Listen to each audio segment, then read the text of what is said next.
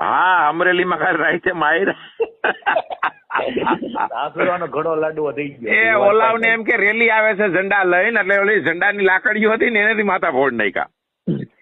એમને આ ફેરું તમને નથી લાગતું તાને જરાક કુદરત હારે હોય એવું? એ જીમીભાઈ પણ ઓલો ધજા હોતો ઝંડો પહેલી વાર લાગ્યો છો માથામાં.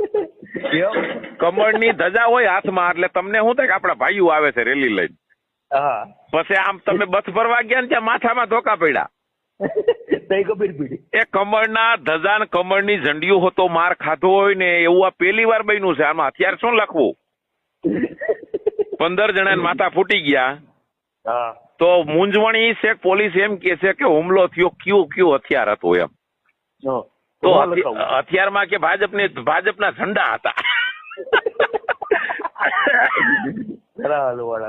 ભાજપના ઝંડા અને લાગ્યું એ ભાજપના કાર્યકરો, માયરો હુમલો કર્યો એ ભાજપના.